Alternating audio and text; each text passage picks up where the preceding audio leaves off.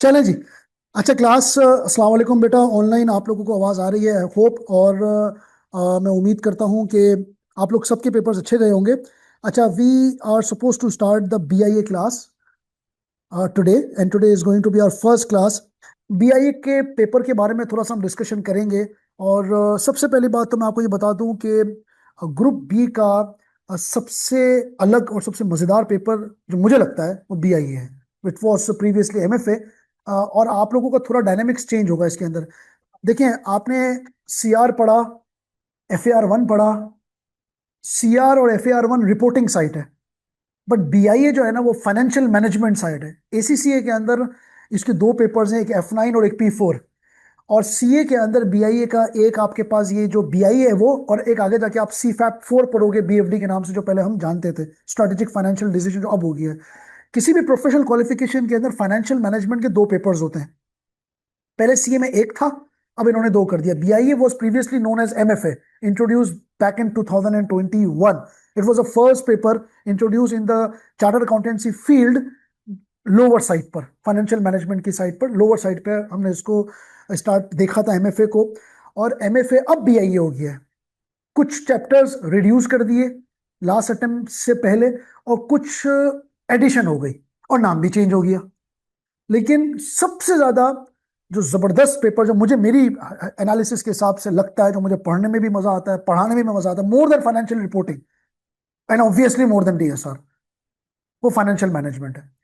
ये वो पेपर है जहां से इसके बाद हो सकता है कि आपकी डायरेक्शन चेंज हो जाए सोचने की, और हो सकता है कि आपका स्कोप भी चेंज हो जाए। मतलब ये वो पेपर है कि हो सकता है कि इसके बाद आप ये सोचो कि मुझे अब फाइनेंशियल रिपोर्टिंग साइट पर काम ही नहीं करना, मुझे ऑडिट की तरफ भी काम नहीं करना, और मुझे काम करना है अब ट्रेजरी की तरफ, मुझे काम करना है फाइनेंशियल मैनेजमेंट की तरफ। When I was a student and when I appeared in this paper, so my mind was completely change and I chose at that time to pursue the CFA after ACCA. CFA जो है ना वो BIA जहां पे खत्म होगा ना, वहां से सीएफए स्टार्ट होगा। And you have chosen your career to be a treasury manager और द रिस्क मैनेजर। और आपको एक समझ लो कि एक एक्चुरियल की तरफ आप ज्यादातर मूव कर रहे होगे, और आप किसी बैंक के या किसी कंपनी के रिस्क कमेटी का पार्ट होगे। रिपोर्टिंग जो है ना वो पास्ट को एनालाइज कर देगा। हमने रेशोज पढ़े, जो हो गया उस पर बात करी। ऑडिट जो पास्ट का काम है उसको ऑडिट कर रहे थे हम। लेकिन financial management is more about production, it's more about forecasting. हम उस पर बात करेंगे जो अभी तक हुआ नहीं है, बट हो सकता है। अभी तक कोई दूर दूर तक चांसेस भी नहीं कि इसके अंदर हुआ है, हो सकता है। और मैंने जैसे आपको बताया कि हो सकता है कि इसके बाद आपको फील हो कि यार मुझे रिपोर्टिंग साइड पर नहीं, बल्कि मुझे अब सीएफए करना है, मेरा स्कोप ही है ये, समझ आ रही बात। मैं फाइनेंशियल मैनेजमेंट की तरफ मूव करना चाह रहा हूं। तो ये वो है जो आपका दिमाग अच्छे खासे तरीके से चेंज कर सकता है। एक बात तो ये। दूसरी बात ये है कि जब हम बीआईए पढ़ेंगे तो आपको ऐसी चीजें फील होंगी कि यार आप कॉस्टिंग पढ़ रहे हो कुछ चीजों में। जिस तरह कॉस्टिंग का कोई रूल बेस, कोई मतलब वो नहीं है ना कि यार कॉस्टिंग इस तरह करनी है, ये कॉस्टिंग नहीं है। लेकिन आपको फील होगा कि यार इसको मैं कॉस्टिंग के लेवल पे हेल्प करूँ, कि जिसने कॉस्टिंग पढ़ी हुई होती है ना उसको बीआईए में हेल्प मिलती है। जैसे मैथ्स पढ़ी हुई होती है तो कॉस्टिंग में हेल्प मिलती है। हालांकि कॉस्टिंग के अंदर कोई क्वाड्रेटिक इक्वेशन नहीं है, बट मैथ्स पढ़ने के बाद एक माइंडसेट क्रिएट हो जाता है जो कि आपको हेल्प करता है कॉस्टिंग में। इसी तरीके से कॉस्टिंग पढ़ने के बाद बीआईए में आपको हेल्प मिलती है, क्योंकि इसके अंदर भी हमारे पास फॉर्मेट्स हैं, थ्योरीज हैं, स्ट्रक्चर्स हैं, but there is no defined formula, there is no defined rule like ISS, आइजा, टैक्स, कंपनी लॉ, इनके लॉज, इनके रूल्स हैं। हमारे पास ऐसी कोई चीज यहाँ पे नहीं है। तो डायरेक्शन चेंज होगी, स्कोप चेंज होगा। मजेदार पेपर है, जितना पढ़ेंगे उतना मजा आएगा, जितने सवालात होंगे उतना मजा आएगा। इस पेपर में आपसे ज्यादा मैं सीख रहा होता हूँ। क्लियर हो गई बात? तो दैट्स द वंडरफुल पेपर। इस पेपर के अंदर एक और बहुत जबरदस्त किस्म की जो है ना वो ब्यूटी है। और वो ब्यूटी क्या है? इसके अंदर खाली फाइनेंशियल की टेस्टिंग नहीं है, थ्योरेटिकल भी टेस्टिंग है, जो कि एसीसी के अंदर नहीं है। एसीसी के जो पेपर है SBL, strategic business analysis, which was a paper of the professional level, इसको एसबीएल के साथ आप टच कर सकते हो। थोड़ा सा फोकस करेंगे इसको एसबीएल के साथ आप, क्योंकि एसबीएल का एसीसी के अंदर ये वाहिद पेपर है जो फाइनेंस को थ्योरी के साथ टच कर देता है। तो इन्होंने उस पेपर को थोड़ा सा बेंचमार्क बनाने की कोशिश करी है।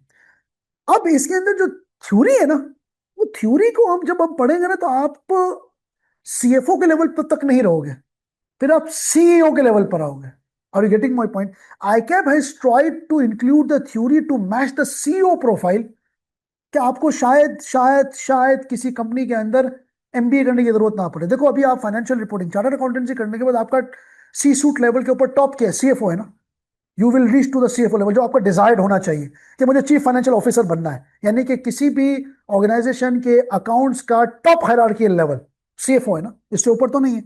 अमेरिका के अंदर सीएफओ कहा जाता है, पाकिस्तान के अंदर इसको एचओडी फाइनेंस कहा जाता है, हेड ऑफ फाइनेंस, और यूके के अंदर इसको फाइनेंस डायरेक्टर कहता है। Same field, same position, different नाम। जैसे डेटर को अकाउंट रिसीवेबल कहा जाता है, स्टॉक को इन्वेंट्री कहा जाता है, क्रेडिटर्स को अकाउंट्स पेबल कहा जाता है, इस तरह सेम नाम है। हेड ऑफ फाइनेंस एचओडी हम इसको कहते हैं पाकिस्तान में, फाइनेंस डायरेक्टर यूके में, और सीएफओ अमेरिका में। सीएफओ के ऊपर कौन होता है? सीईओ। अब सीएफओ से ऊपर कैसे जाओगे? एक चार्टर्ड अकाउंटेंट, बहुत कम जगहों पे मैंने देखा है कि सीईओ की पोजीशन बहुत है, अदरवाइज आप सीएफओ के लेवल पे सीईओ पे कैसे जाओगे? तो हमें क्या करना पड़ता था पहले, और शायद अब भी। फॉर एग्जाम्पल, हमारे पास असदुल्ला असदुल्ला कहता है सर मुझे सीईओ पे जाना है, तो इसको आगे जाके फील होगा कि चार्टर्ड अकाउंटेंसी करने के बाद मुझे मास्टर्स की डिग्री लेनी पड़ेगी from a recognised university to give a perception to my chairman, to my company, that I do have the capacity to lead this organisation as a head. तो इसको क्या करना पड़ेगा? इसको आईबीए से, लम से मास्टर्स की डिग्री लेनी पड़ेगी, और इसके बाद चार्टर्ड अकाउंटेंसी के साथ इसके बाद मास्टर्स होगा, तो इसका ये कंप्लीटली सीईओ बनने की पोजीशन पे आ जाएगा। तो ये चार्टर्ड अकाउंटेंसी के लेवल पे जाएगा सीएफओ तक, और मास्टर्स के बाद ये जाएगा सीईओ तक। लेकिन अब थोड़ा सा आईकैप ने ये चेंज करने की कोशिश करी है, और वो क्या की है कि बच्चे को जो मास्टर्स में पढ़ाया जाता है ना, जिसके लिए वो अहल होता है, इसको बीआईए में लेकर आया जाए, या किसी भी लेवल पे लेकर आया जाए। आप लोगों ने PRC 5 पढ़ा है ना, आईटीबी। आईटीबी के अंदर भी कुछ इसी तरह की चीजें थी, लेकिन वो मोर टूवर्ड्स मैनेजमेंट साइड थी। लेकिन अब आईटीबी भी इन्होंने कम करके, कोशिश यही है कि हम मार्केट में, दुनिया में ये परसेप्शन दे सके कि हमारा बच्चा मास्टर्स नहीं है, लेकिन मास्टर्स से कम भी नहीं है, तो ही और she is eligible to qualify as a CEO in your organisation with some adjustments. तो इसके अंदर जो हम थ्योरी पढ़ेंगे, जो कि मैं साइमा लीड करेंगे, वो सीईओ बनने के लिए आपको हेल्प करेगा। तो आईकैप की ये कोशिश रही है कि आपको मास्टर्स करने की जरूरत ना पड़े, बस बीआई का पेपर करो, आप क्वालिफाई कर जाओ to become a CEO. Are you getting my point?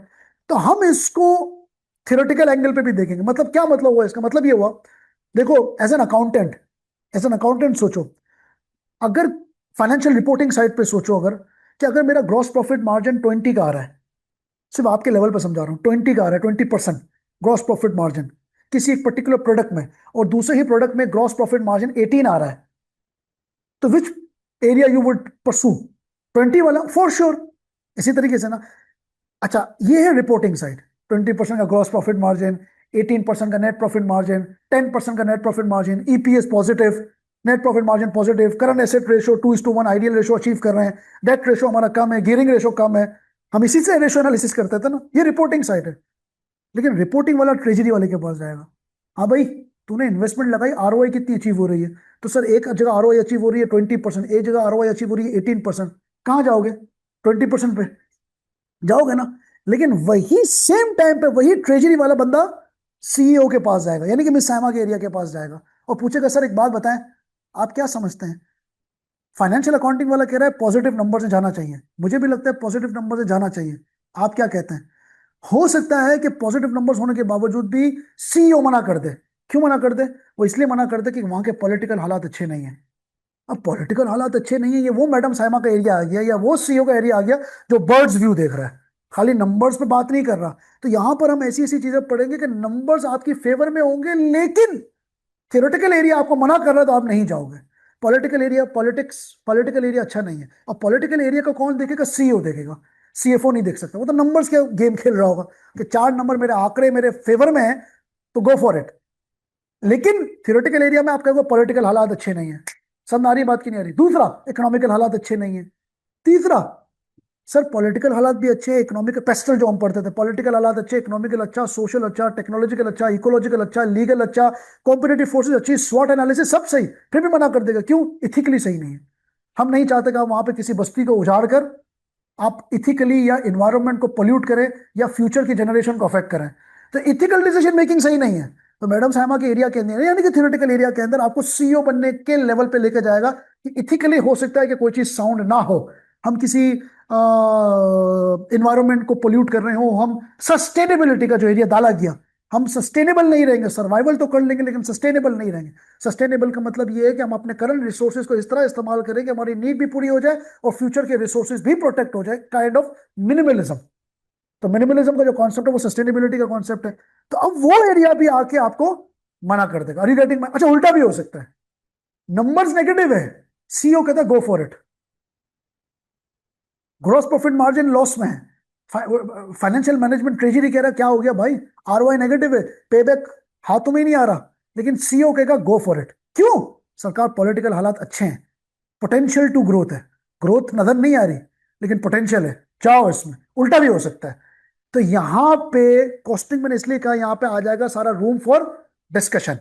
अभी तक आई कैप ने ऐसी कोई आपसे सवाल नहीं करा जहां पे आपके दोनों साइड पे बात हो रही हो, लेकिन हम ऐसे प्रिपेयर करेंगे सिटी फैब्रिक्स के नाम से, सिटी मोटर्स के नाम से, ऐसे सवाल करेंगे बिल्कुल आखिरी आखिरी में, जहां पे आपका एरिया फाइनेंस के साथ, थ्योरेटिकल एरिया के साथ आपका दिमाग जगल कर रहा होगा, जहां पे आप दोनों चीजें देख रहे होगे।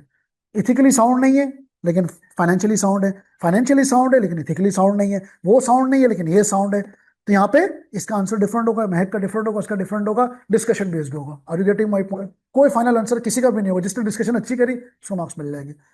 तो ये इस पेपर की ब्यूटी ये है कि फाइनेंशियल के साथ साथ और एक अलग से इसके अंदर कॉस्टिंग का एरिया डाल दिया गया by the name of budgeting, जो कि मुझे लगता है कि कॉस्टिंग में ही होना चाहिए, लेकिन इंटरनल अकाउंटिंग बजटिंग इन्होंने इसके अंदर, कॉस्टिंग बजटिंग पढ़ा है?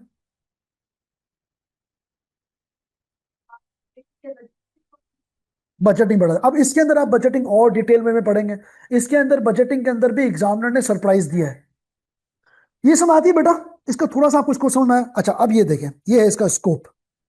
हमारे पास 13 चैप्टर्स हैं, पहले 16 चैप्टर थे, it has been reduce to 13 chapter. मजे की बात है, 16 से 13 तो हो गए लेकिन नंबर ऑफ पेजेस बढ़ गए, कंटेंट ज्यादा कर दिया, चैप्टर्स कम कर दिए कोई बात नहीं।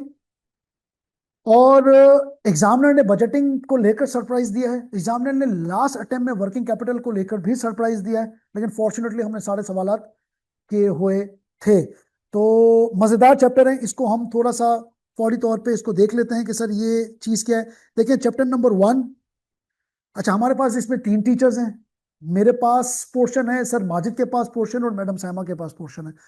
तो चैप्टर्स की एलोकेशन किस तरीके से, मैं आपको ये बता देता हूँ। चैप्टर नंबर 1, 2, 3, 4, 5, 6, 7, ये सारा एरिया किसका है?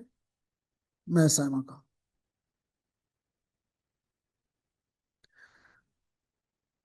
मेरी राइटिंग जो है वो छुट्टियों के बाद भी इंप्रूव ना हो सके, कोई बात नहीं सर।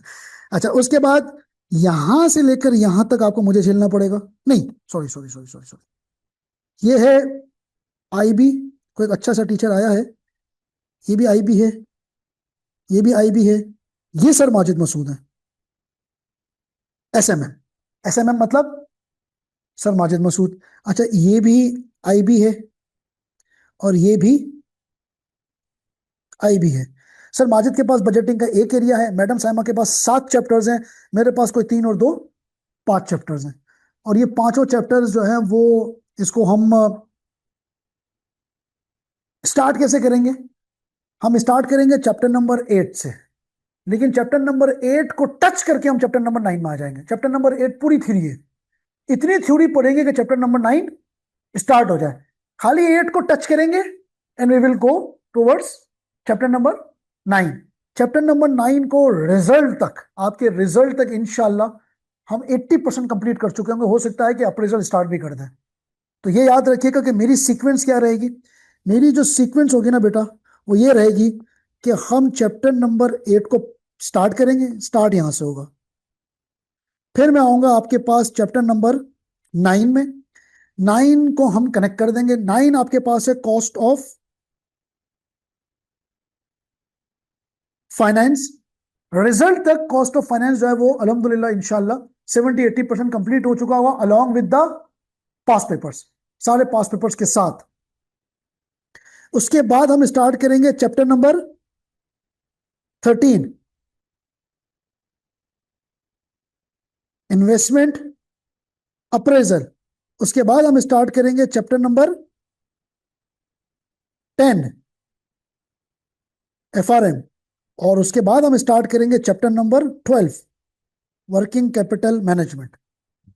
ये सीक्वेंस रहेगी। Chapter number 8, 9, 13। अच्छा, ये तो कंफर्म्ड है। चैप्टर नंबर 10 और 12 के अंदर हम देखते हैं कि हमारे पास जो है ना वो कितना टाइम बचता है, तो टाइम के हिसाब से फिर हम स्वैप कर लेते हैं। ये तीन तो सीक्वेंस में ही जाते हैं क्योंकि इसको सीक्वेंस में ही पढ़ना चाहिए। 10 और 12 के अंदर लास्ट अटेम्प्ट के अंदर मैंने एफआरएम पहले पढ़ाया था, वर्किंग कैपिटल बाद में पढ़ाया था। उससे लास्ट अटेम्प्ट में वर्किंग कैपिटल पहले पढ़ाया था, एफआरएम बाद में पढ़ाया था। तो टाइम के हिसाब से देखा जाता है। मैडम साइमा का एरिया के अंदर सीक्वेंस क्या रहेगी वो मिस साइमा खुद ही आपको बता रही होती। मेरा ये ख्याल है कि शायद वो चैप्टर नंबर 4 या 5 पहले स्टार्ट करती हैं, तो वो इसके हिसाब से चल रहा होगा। सर माजिद मेरे साथ पैरेलल वे में बजटिंग को लेकर चल रहे होंगे आराम आराम से। अच्छा, ये बात क्लियर होती है या नहीं होती? हम रिजल्ट तक मेरा ख्याल है लास्ट टाइम में इन्वेस्टमेंट अप्रेजल टच कर चुका था, लेकिन मुझे लगता है कि अब थोड़ा और स्पीड अप में जाना पड़ेगा क्योंकि हमारे पास टाइम शॉर्ट है। मैं आपसे एक्सपेक्ट करूंगा कि अपना आईक्यू लेवल और अपना रिस्पॉन्स, खैर जितने बच्चे बैठे हुए मुझे इसका अंदाजा है कि रिस्पॉन्स आपका फास्ट ही होगा, लेकिन आपको पहले ही बता दूं कि रिस्पॉन्स आपका और फास्ट होना चाहिए ताकि हम इसको जल्द से जल्द खत्म कर सकें। Is this clear? अच्छा, एक और चीज मैं आपको यहां बताऊं। हमारे पास इसका अगर मैं आपको, ये नजर आ रहा है, ये देखें, ये सितंबर 2025 का क्वेश्चन पेपर है जब इसका नाम एमएफए होता था। उससे कोई फर्क नहीं पड़ता क्योंकि सवाल तो वही थे। ये क्वेश्चन नंबर सेक्शन ए आप देखें, इसके अंदर as usual as universal practice of the ICAP हमारे पास एमसीक्यूज आते हैं। ठीक है, 15 से 18 मार्क्स के आपके एमसीक्यूज सिक्योर हो जाते हैं। सेक्शन ए जो है ना वो प्योरली एमसीक्यूज। अगर आप देखें तो एक से लेकर ये हमारे पास कितने हैं सरकार, 12, 13 एमसीक्यूज है ना ये। हाँ, 13 एमसीक्यूज है, देख रहे हैं आप लोग। अच्छा, इसके अलावा सेक्शन ए के अंदर एमसीक्यूज के अलावा थ्योरी भी आती है। क्वेश्चन नंबर 1, 2, 3, 4, यानी कि सेक्शन ए के अंदर कितने सवाल आते हैं?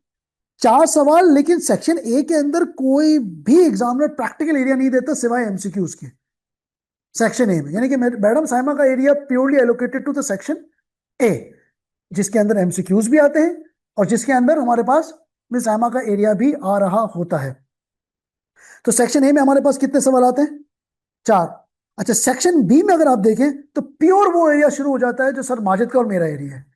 यानी कि section B is allocated to sir Majid and my area, which would actually cover chapter number 9 से लेकर चैप्टर नंबर 13 तक। सोर्स ऑफ फाइनेंस भी एमसीक्यूज में कवर हो रहा होता है। तो cost of finance, investment appraisal, budgeting, FRM and introduction to the investment appraisal, ये वो एरिया सारा यहां पे कवर हो रहा होता है। 5, 6, 7 यानी कि 3, 4, 4 सवाल सेक्शन बी में। तो कुल मिला के आपके पास 8 सवाल हो गए ना? नहीं, अभी तक नहीं आए फॉर्चुनेटली।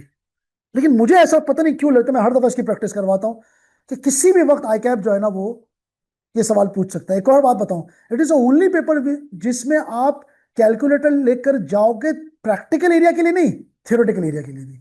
क्योंकि कोई ऐसा सवाल आ सकता है, आया भी है, नॉट बीआईए, आगे के पेपर्स में,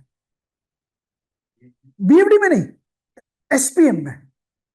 थियोरेटिकल एरिया जो आगे का सीफैप 3 है ना, जो पहले बीएमएस होता था, उसके अंदर बच्चा पूरा थियोरेटिकल पेपर है और प्रैक्टिकल कैलकुलेटर लेके जाता है। जो मैं उसको पेपर को जब पहले पढ़ाता था तो उसमें मैं बच्चों को बोलता था कैलकुलेटर लेकर जाओ, क्योंकि थियोरेटिकल है लेकिन कैलकुलेटर लेकर जाना पड़ेगा क्योंकि कैलकुलेशन नहीं होती। तो ये वाहिद पेपर है बीआईए का पूरे ग्रुप ए और ग्रुप बी में जहां पे आप कैलकुलेटर सेक्शन बी के लिए लेके नहीं जाओगे, उसके लिए तो लेके जाओगे ही जाओगे, सेक्शन ए के लिए भी लेके जाओगे। और अभी तक फॉर्चुनेटली कोई ऐसा सवाल नहीं है। हमने कितनी दफा प्रैक्टिस करी एग्जाम क्लास में कि तुम लोग देखो कैलकुलेटर लेके जाना। लास्ट टाइम सिटी फैब्रिक के नाम से भी बता रहा हूँ ना, सवाल हमने किया था कि लेकर जाना, लेकिन अभी तक कोई ऐसा सवाल नहीं है। लेकिन एग्जामिनर सरप्राइज देने में देर करेगा? नहीं करेगा ना? अच्छा, सबसे अच्छा 50% प्लस, ये भी आयरॉनिकल है, इसका रिजल्ट अच्छा है, 50% प्लस है। ग्रुप बी और ग्रुप ए का मेरे ख्याल से ग्रुप बी में भी कोई ऐसा पेपर नहीं है जिसका 50% प्लस रिजल्ट हो, तो इसका रिजल्ट अच्छा है। ये एक अच्छी बात है, पॉजिटिव न्यूज है कि रिजल्ट अच्छा है। 100 बच्चे भी देते हैं तो 52-53 पास है। लेकिन सरप्राइजिंग नेचर एग्जामिनर की आ सकती है। लास्ट टाइम उसने सरप्राइज दे दिया है, वर्किंग कैपिटल को देगा। अभी इस पे आता हूं मैं। बेटा ये समझ आया? Section B my area sir Majid area, section A मिसाइमा एरिया और ये एरिया, ये बात क्लियर हुई। अब अगर सितंबर 2025 का अगर हम थोड़ा सा नजर डालें, एमसीक्यूज को छोड़ दें और मिसाइमा के एरिया को भी छोड़ दें, सेक्शन बी में आए। सेक्शन बी के अंदर अगर हम ये देखें ना, ये देखें क्वेश्चन नंबर 5 किससे रिलेटेड है? बजटिंग। कितने मार्क का है? 15 मार्क का। सर माजिद का एरिया कितने मार्क का आ गया? 15 मार्क का। इधर आओ, क्वेश्चन नंबर 6 12 मार्क का, एफआरएम से रिलेटेड है, फाइनेंशियल रिस्क मैनेजमेंट या फॉरेन करेंसी। क्वेश्चन नंबर 7 सवाल देखें, कॉस्ट ऑफ कैपिटल, जिसको हम स्टार्ट करेंगे, कॉस्ट ऑफ फाइनेंस। 7 और 6 13 मार्क का। Chapter number 9। Question number 8 investment appraisal, कितने मार्क का? 17 मार्क का सवाल है। ये है चैप्टर नंबर 13, सबसे आखिरी चैप्टर, इन्वेस्टमेंट अप्रेजल। समझ में आ रही बात की नहीं आ रही? इसमें क्या नहीं आया? Working capital missing. अब याद रखिएगा, एग्जामिनर की प्रैक्टिस रहती है जब वर्किंग कैपिटल आएगा तब बजटिंग नहीं आएगा, जब बजटिंग आएगा तो वर्किंग कैपिटल नहीं आएगा। समझ में आ रही बात? जब एमएफए आया था तो शुरू की 2 अटेम्प्ट में वर्किंग कैपिटल आया, दोनों में बजटिंग नहीं आया। उसके बाद से एंड तक 4 अटेम्प्ट हो गई, खाली बजटिंग ही आता रहा, वर्किंग कैपिटल नहीं आया। लास्ट टाइम वर्किंग कैपिटल आ गया, बजटिंग उड़ा दिया उसने लास्ट अटेम्प्ट में। यानी कि इन टोटल एमएफए की इंटायर हिस्ट्री में वर्किंग कैपिटल 3 दफा आया, शुरू की 2 अटेम्प्ट में और लास्ट अटेम्प्ट में। क्लियर हो गई बात? उसके बाद वर्किंग कैपिटल, जब वर्किंग कैपिटल आता है बजटिंग नहीं आता। लास्ट टाइम उसने वर्किंग कैपिटल दे दिया, बजटिंग उड़ा दिया उसने। Is this clear? अच्छा, अब एक और बात करते हैं। इधर है, एग्जामिनर कमेंट्स पढ़ते हैं, क्या बोलता है एग्जामिनर? पहले तो पासिंग रेशो देख लो, ओवरऑल 53। अटेम्प्ट कौन सी है? Attempt 2025, almost latest 2025 latest attempt हुई ना? हाँ, सितंबर नहीं, इसके तो अटेम्प्ट इसके तो आए नहीं ना, उससे पहले की अटेम्प्ट होगी ना, तो लेटेस्ट अटेम्प्ट ही हुई। हाँ नहीं, इन आरो आप लोग क्वेश्चन वाइज, मतलब अब ये देखो, क्वेश्चन वाइज चेक करो बेटा। क्वेश्चन नंबर 1 के अंदर पासिंग रेशो कितना, यानी कि एमसीक्यूज इजी टू स्कोर, यानी कि 90% का मतलब हो गया उस्ताद कि अगर 15 मार्क के भी एमसीक्यूज हैं तो 15 का 90% कितना हो गया? ऑलमोस्ट 13-14 हो गया। तो हर बच्चा एमसीक्यूज में 13-14 मार्क्स अचीव कर रहा है। समझ आ रही है बात की नहीं आ रही? 90% स्कोर है तो आप भी अचीव कर सकते हो, तो 14 तो पक्के। अब कितने लेने हैं? ओके, हाँ सही, 7.5 ले लिया, वो भी सही सही। अच्छा, ये तो एवरेज है ना, लेकिन आप जब इसका अटेम्प्ट करने बैठोगे ना तो आपको लगेगा कि एमसीक्यूज इतने आसान हैं, कुछ 2-3 एमसीक्यूज को छोड़कर हमेशा ट्रिकी आते हैं। तो अगर आप इसके 2-3 एमसीक्यूज को छोड़ देना तो you are able to get more than 90% marks in this area. ये तो उन्होंने एवरेज कर दी। अब कुछ बच्चा ऐसा होगा जिन्होंने बीआईए का पेपर पढ़ा ही नहीं है तो ये एवरेज खराब करते हैं, लेकिन हमारे स्टूडेंट अल्हम्दुलिल्लाह, यानी ओवरऑल कराची के स्टूडेंट जिसने अच्छा पढ़ा हुआ है ना, मुझे नहीं लगता कि उसके अंदर वो 7.5-8 मार्क्स लेगा, क्योंकि इसके अंदर ना होने के बराबर मार्क्स करते हैं आसान एमसीक्यू। जैसे डीएसआर के एमसीक्यूज कैसे आए थे इस दफा? कुछ था कुछ, जिसने बुक पढ़ी उसका एमसीक्यूज हो गया, सारे के अच्छे थे ना, सब सब के। तो यार ये इजी मार्क्स है ना। अच्छा, इसके अंदर आओ, क्वेश्चन नंबर 2 के अंदर देखो थियोरेटिकल एरिया, क्वेश्चन नंबर 3 के अंदर देखो थियोरेटिकल एरिया, क्वेश्चन नंबर 4 के अंदर 5 का देखो, आप देख रहे हो, 6 का देखो, 7 का देखो, 8 का देखो। अब 5 का क्यों खराब है? बजटिंग। समझ में आ रही बात? ये 5 का है ना। अब ये पता है क्यों खराब है? ये इसलिए खराब है क्योंकि लोग बजटिंग का सवाल छोड़ देते हैं, 2 सवाल नहीं छोड़ देते हैं, इसलिए ना क्योंकि बहुत टाइम लगता है और करते भी नहीं है। और ये ऑटम 2025 का अगर आपको याद हो तो इसका कॉस्टिंग का पेपर भी मुश्किल आया था, तो इसने बजटिंग में भी खेला था। नहीं, बनाने के अलावा भी देखो ना, ये तो वो है जिसने अटेम्प्ट ही नहीं किया, ये तो ऐसी परसेंटेज है, अटेम्प्ट ही नहीं हुआ। अच्छा, वर्किंग कैपिटल भी सिमिलर, बच्चा नहीं करता, छोड़ दो। हमारे पास भी जो बच्चे थे ना उन्होंने भी छोड़ा, हालांकि हमने क्लास में बिल्कुल रेपरे का सवाल किया है, लेकिन बच्चा इतना थक जाता है, पेपर बड़ा होता है, कि वो छोड़ देता है। ये दोनों के साथ एक मसला है। ओवरऑल 53 परसेंटेज है, overall it's a good percentage, अगर हम इन सबकी एवरेज निकालेंगे 53%। लेकिन यार 53 कर रहा है तो 47% बच्चा फेल भी तो हो रहा है ना। लेकिन आप यकीन करो, उस 47% जो बच्चा फेल हो रहा है ना, उनके भी आप मार्क्स देखोगे ना, 45, 47, 48। बहुत कम बच्चे मैंने देखे जिसके मतलब जो सिग्निफिकेंट फेलियर है, 25, 26, 22, 30 से कम मार्क्स हैं। तो मेरा आपको कहने का मतलब है, मैं मोटिवेशन दे रहा हूं आपको कि पास हो जा सकता है ये पेपर, अगर मेहनत करें और एग्जाम और ट्रेंड को देखें। लास्ट अटेम्प्ट का जो बीआई का जो पेपर था, बीआई का paper, I think it was the most easiest question ever appeared in the history of MFA and BI. सबसे मुश्किल पेपर एमएफए का जो उसकी पहली अटेम्प्ट थी ना, वो था जिसमें कंफर्ट जोन का सवाल आया था। सबसे मुश्किल पेपर वो था जो मेरी मेरी नजर में। उसके बाद का पेपर भी बहुत मुश्किल था। शुरू के 2 अटेम्प्ट आपके बेंचमार्क होने चाहिए। वो 2 अटेम्प्ट सबसे मुश्किल पेपर था, वही बेंचमार्क मेरा ख्याल है। जो पहले अटेम्प्ट सबसे मुश्किल, उसके अंदर उस जवान के बच्चे ने इन्वेस्टमेंट अप्रेजल के अंदर भी पोस्टिंग डाल दी थी। बहुत मुश्किल पेपर था मेरे हिसाब से। वो बेंचमार्क होना चाहिए, यानी कि आपको आखिर में 2 पेपर को मद्देनजर रखना है। ये 2 सॉल्व हो गए, बीआई निकल जाए। और लास्ट अटेम्प्ट का सबसे आसान पेपर, इसको हम समझ ले, मैं ये खुद ही करोगे आप लोग, ये तो मैं कराऊंगा ही नहीं। इतना आसान पेपर था कि इसको टच करने, जैसे IS 30 लास्ट अटेम्प्ट में जो आया था, अब इसको मैं अगर क्लास में करवाऊं तो बेइज्जती है ना, आपकी भी और मेरी भी। वो खुद ही करोगे आप लोग, इतना आसान सवाल था। IS 33 जो हमने लास्ट, हमारे पास जो आया है अभी लास्ट अटेम्प्ट, इसको करवाना, इसको कराना ही नहीं चाहिए, या आप खुद करोगे। नए के अलावा भी कुछ मुश्किल भी नहीं था, और इसके अलावा हम ऐसे ऐसे सवाल कर चुके हैं आफरीदी लिमिटेड ने, वो सब, तो उसके मुकाबले में तो कुछ भी नहीं।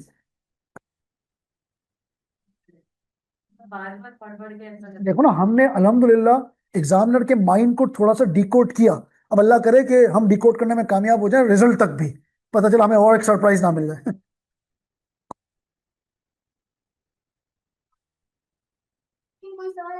रमजान का ख्याल भी, रोजे का भी ख्याल भी। और अच्छी बात है कि अल्हम्दुलिल्लाह हमारी तैयारी भी।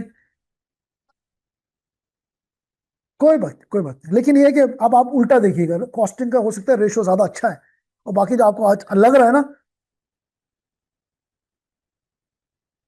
हाँ, तो ये यही होता है कॉस्टिंग में, तो हमेशा सही है। फिर भी you will be able to pass this paper. नहीं हो सकता, बिल्कुल हो सकता, आप देखिएगा। हो सकता, बिल्कुल हो जाता है। हमारे इसमें इन अ डिफरेंट फील्ड 55 का अटेम्प्ट था, 52, 53 ले रहे थे, खाली 2 मार्क्स कटे। जो अटेम्प्ट किया वो सही किया। बस यही तो बेटा, ये तो मैं कह रहा हूँ ना, ये तो गेम ही। आगे के फाइनल लेवल के पेपर के तो 100 मार्क्स अटेम्प्ट ही नहीं कर सकते, हो ही नहीं सकता, प्रैक्टिकली इंपॉसिबल है। तो एग्जामिनर ये चाह भी नहीं रहा कि आप करें। जो करो सही करो। Stress management, time management, anger management, सभी चीजें होती हैं। बेटा समझ में आया बात? चलें जनरल कमेंट्स।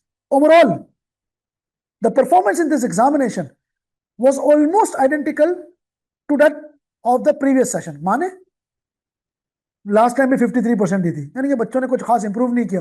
जो जो बच्चे पास हो रहे थे वो तो अपनी मेहनत करे, लेकिन जो फेल हो रहे थे वो करीब आके नहीं दे रहे।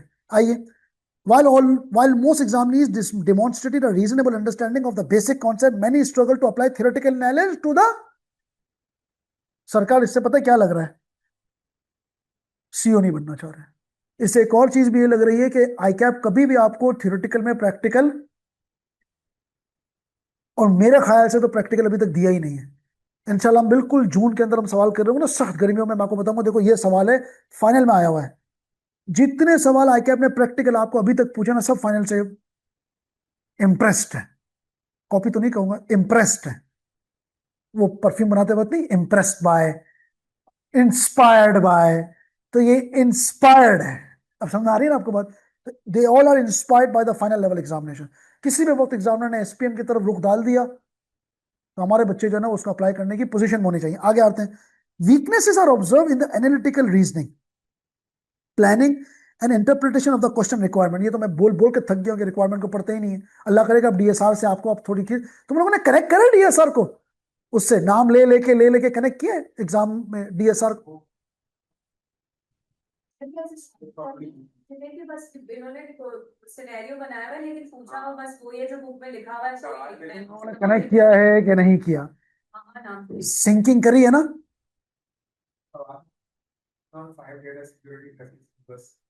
नहीं, उसका तो नहीं करना, लेकिन जो जिसमें थे वो तो करा है ना। जो ड्राफ्टिंग की जो मैंने बताई थी उसका ख्याल रखा है ना, इंशाल्लाह आपको यहाँ पे भी बहुत हेल्प मिलेगी। अच्छा आगे बढ़ते हैं। Highlighting the need for greater emphasize on the conceptual clarity and structure problem solving in future examination. वो चाह रहा है कि आप सीईओ बनो, लेकिन हम सीएफओ तक ही रहना चाहते हैं और हम नहीं करना चाहते, क्योंकि हमें थ्योरी से सख्त सख्त नफरत है। लेकिन सीईओ तो बनना है, बनने के लिए करना पड़ेगा ना, हाँ क्या ना। कोशिश है इनकी। अभी परसेप्शन मार्केट का नहीं तोड़ पाए और नहीं तोड़ पाएंगे। यार सोचो ना, a person is coming from a recognised university background, qualifying for the वो what do we call is the MBA. Definitely 4 साल लगाए, 50 लाख रुपए खर्चा किया, अपर एज है उसके पास, ये लाने के बाद कोशिश की जा रही है। अब ये पर्सन टू पर्सन वेरी करेगा। आज भी हमारे पास 10-15% ऑर्गेनाइजेशन ऐसी है जिसमें एक चार्टर्ड अकाउंटेंट सीईओ की पोजीशन में है, लेकिन उसने मेहनत करी ना उसके ऊपर। अदर देन आई कैप, अपनी ड्रेसिंग स्किल्स, अपनी कम्युनिकेशन स्किल्स, अपनी एनालिटिकल स्किल्स को इंप्रूव किया और प्रूव कर दिया, तो वो सीईओ है। लेकिन ये रेशो कम है। हम देखते हैं कि चार्टर्ड अकाउंटेंट सीईओ की पोजीशन पे है, ऐसा नहीं कि नहीं है, खासतौर पर सेठिया ऑर्गेनाइजेशन के अंदर है। लेकिन किसी कंपनी के अंदर मैं नहीं देखता, बहुत कम। पब्लिक लिस्टेड कंपनी 550 कंपनियां स्टॉक एक्सचेंज के अंदर, सबके लिस्टिंग निकाले, सबके सीईओ की प्रोफाइलिंग निकाले, हार्डली आपको चार्टर्ड अकाउंटेंट नजर आएगा, हार्डली। लेकिन इस रेशो को बढ़ाना है ना, हमारा चार्टर्ड अकाउंटेंट सीईओ की पोजीशन पे क्यों ना हो। जैसे फॉर एग्जाम्पल किसी भी एसीसी को मैंने आज तक नहीं देखा कि वो सीईओ की पोजीशन पे है, मैंने नहीं देखा। वो उस वक्त बनेगा जब एसीसी के साथ एमबीए करेगा। हाँ, एसीसी के साथ एमबीए लगा हुआ है from UK, I have seen many, to acquire the position as a CEO, बिल्कुल आफ्टर द एज ऑफ 40। 40 साल के बाद ही मिलती है ना। नहीं, बीबीए नहीं ना। You will get an exemption in, आप आपको सी के बाद इनके वो है ना, एग्रीमेंट्स है ना। नहीं नहीं, अगर आप chartered accountant, qualified chartered accountant हो गए, तो you will get an exemption in masters ना, up to 16 years of an education, on the basis of it you will be applying the MPhil. हाँ, बिल्कुल कर सकते हैं सर, 16 साल की एजुकेशन तो मिल गई ना सर आपको, उसके बाद आप कर सकते हो। लेकिन मैं हमेशा ये बात करता हूँ कि get yourself enrol in ADC, get yourself enrol. फिर इसलिए कि what if what if planning B, contingency planning, plan B ना हो पाए, फिर where are you standing. A confidence is good but it should be backed by a strong planning. तो ADC हमें रखना है ताकि हम अपनी आगे की वो तो कर सके। बेटा समझ में आया कि नहीं आया, गॉट इट और नॉट। आईकैब इसको, मेरा ख्याल है कि प्रॉब्लम सॉल्विंग फ्यूचर, आईकैब आपको देखना चाह रहा है कि हमारा chartered accountant problem solving skills के अंदर हो, घबरा नहीं जाए। फॉर एग्जाम्पल असदुल्ला का मैं बोलूं, he is our team lead of of my company. Asadullah, अगर ये काम डेडलाइन पे नहीं हुआ ना, तुम्हारी पूरी टीम फारिग। I don't want to fire my entire team, but I want to exert a pressure on Asadullah. And I don't expect Asadullah to convey the same message to its team. Asadullah जाके बोलेगा भाई तुम सब फारिग नहीं। मैं असदुल्ला को चाहता हूं कि इसको इस तरीके से मैनेज करो, अपनी टीम स्किल्स, अपनी इमोशनल इंटेलिजेंस को सामने लेकर आओ। Are you getting my point. तो प्रॉब्लम सॉल्विंग स्किल्स, और आप यकीन करें, प्रॉब्लम सॉल्विंग का मतलब क्या है, एक सही और एक गलत में नहीं चुनना, ये तो आसान काम है। दो सही में से चुनना है, ये मुश्किल काम है। समझ बात, एक सही एक गलत, एक झूठा एक सच्चा, तो सच्चे वाला ही सही है। लेकिन दो सच्चे हैं, दो सही काम है, दो प्रोजेक्ट हैं, दोनों positive NPV, positive ARR, positive ROI, positive सारी चीजें, लेकिन रिसोर्स लिमिटेशन है, बजट लिमिटेड है, डिसीजन लिमिटिंग फैक्टर्स हैं। अब बताओ, मेरा दिल कह रहा है, दिल तो इमोशनल चीज हो गई, पागल है, दिल तो बच्चा भी है। तो सो फिर आप कौन सा चुनोगे। Are you getting my point. तो दैट्स हाउ इट इज। मुझे सी भी करना है, मुझे एसीसी भी करना है, दो चीजें नहीं हो सकती। Economics, budget limited, resource limited, choice limited. इसमें अपॉर्चुनिटी कॉस्ट का कॉन्सेप्ट भी है। मैं आपको अभी बता दूं, सानिया कॉस्मेटिक्स, उफ, जिस वक्त हम ये सवाल करेंगे ना, बस आपने सर पकड़ना है। और उस वक्त आपको मैं बताऊंगा कि ये सवाल को दिमाग में रखेगा, सानिया कॉस्मेटिक्स, ये भी सवाल आएगा। सर में आती है, सर आई है कि नहीं आती। अच्छा, अब खाली मैं आपको जिसमें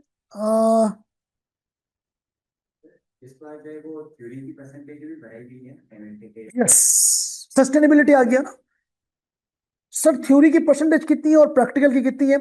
40 to 45 थ्योरी है, ये लिख लीजिएगा।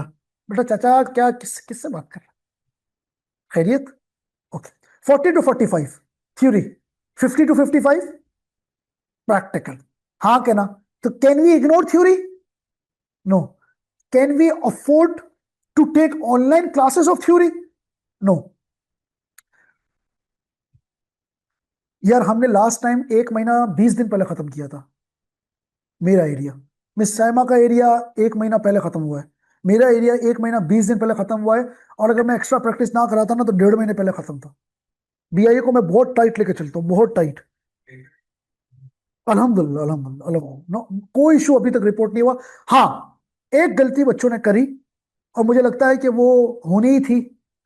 वो ये थी कि बीआईए के पेपर के इंटायर पेपर के अंदर जो एरिया मुश्किल आपको लगे और जो आपका वीकेस्ट एरिया और आपने वहां से स्टार्ट कर दिया पेपर, ट्रैप है. ये मैं आपको पहले ही बता रहा था कि मत करें. तब एक बच्चा ऐसा है जिसने पेपर बीआई का स्टार्ट किया वर्किंग कैपिटल से. अब वर्किंग कैपिटल का एरिया एक ऐसा एरिया था जो लास्ट टाइम इनहेंस्ड हुआ है. फाइनल की चीजें डाली गई हैं, अच्छा हुआ है, इनहेंस्ड हो गया है. अब वो एक्सपेक्टेड था कि वो एरिया पूछेगा एग्जाम में. 15 मार्क का सवाल वर्किंग कैपिटल का दे दिया. और एक बच्चा हमारी पूरी इंटायर इसमें मुझे जो अभी तक पता चला, एक बच्चा है जिसने वर्किंग कैपिटल का सवाल पहले अटेम्प्ट किया. क्यों किया? बाकी करने का उसने वो फंस गया ना, वो घूमता रहा उसके अंदर. तो वो घूमता रहा तो पेपर स्टेक पे आ गया. एक बच्चा है, बाकी किसी ने भी नहीं. किसी एक आधे बच्चे ने तो मुझे ये भी बोला जो कि स्मार्ट स्ट्रेटेजी थी, अटेम्प्ट ही नहीं किया. करना ही नहीं. जो चीज होनी ही नहीं मैं उसमें डालू क्यों हाथ? तो इसलिए 85 को हाथ में रखा. और कुछ ऐसे थे जिन्होंने अटेम्प्ट किया लेकिन आखिरी में किया. तो ये आपको मद्देनजर रखना है. हम आसान, मुश्किल, बहुत आसान, बहुत मुश्किल सब करेंगे, provided that you give me the response and I would start this paper on time. मेरा नहीं, खाली मैं 1 महीना पहले इंशाल्लाह कोशिश करेंगे जून के एंड तक. वरना ये हमें नहीं छोड़ेंगे मैनेजमेंट. जुलाई पूरा मिलेगा इंशाल्लाह, लेकिन जून के एंड तक खत्म करना पड़ेगा. अगर जरूरत पड़ी तो रात में भी क्लासेस लगा दूंगा, जरूरत पड़ी तो. हाँ, इट इज डिफिकल्ट बट मेरी प्रैक्टिस लास्ट टाइम 1 महीना 20 दिन पहले की रही थी. तो मुझे खाली अपने आपको 10 दिन ही ऊपर करना है ना. तो ये इंशाल्लाह कोशिश करेंगे और रिजल्ट तक हम अच्छा खासा कवर कर चुके होंगे. तो काइंडली आपको रिजल्ट तक, बहरहाल आपके रिजल्ट्स के ऊपर भी आप थोड़ा सा अनसर्टेन रहते हैं, लेकिन हमारे पास कोई चॉइस नहीं है अदरवाइज अगर हम इसको कवर नहीं करेंगे. क्लियर हो गई मेरा बच्चा बात? कोई सवाल? अच्छा, अब आते हैं सर इसकी बाकायदा स्टार्ट पे. हम सोर्स ऑफ फाइनेंस की हेडिंग डालेंगे और हम इस पूरे. अच्छा, इसमें कोई सवाल है अभी तक तो मुझसे पूछ ले. मेरे ख्याल से मैंने हर चीज कवर कर दी है. कोई सवाल? एग्जामिनर कमेंट्स बता दिया, पासिंग रेशो अच्छे चैप्टर वाइज बता दिया. अरे है ही नहीं ना, अपलोड ही नहीं हुआ. नहीं हुआ, मैंने तो अभी देखा, नहीं हुआ. 26 का ना? नहीं हुआ, नहीं हुआ, हुआ ही नहीं, तभी तो मैंने इसको आपको ही दिखाया. हम्म, नहीं नहीं नहीं नहीं नहीं, यही स्ट्रक्चर तो यही था. अरे वो तो सही है बट सेक्शन ए ने section B, section A and section B था. मेरे ख्याल है चार ही है, चार ही है. वो ये होगा 45 40. सस्टेनेबिलिटी का एरिया बढ़ाया तो मेरे ख्याल है 45 तक ही जाएगा.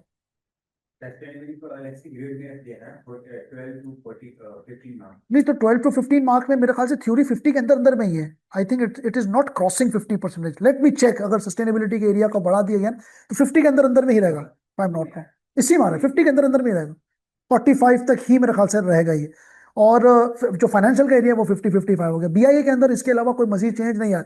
सस्टेनेबिलिटी का एरिया इसलिए डाला गया कि फाइनल के अंदर सस्टेनेबिलिटी रिपोर्टिंग का पूरा आप चैप्टर पढ़ेंगे. इट वॉज मुझे मैडम से पता चला था कि बहुत जबरदस्त एरिया डाला है.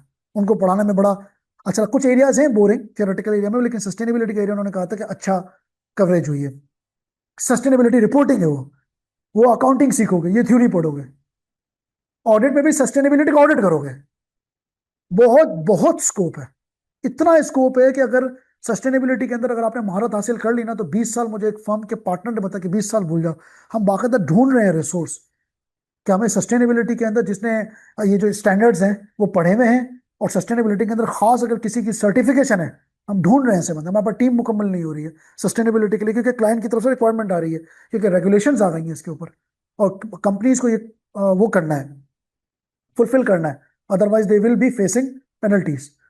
तो वो उसने मुझे बाकायदा ये बताया था कि क्लाइमेट ऑडिट या सस्टेनेबिलिटी ऑडिट या इन्वायरमेंटल ऑडिट, इसके ऊपर बहुत बातचीत चल रही है. और मतलब अगर आपने इसके अंदर भी स्कोप बना लिया ना, 20 साल भूल रहे.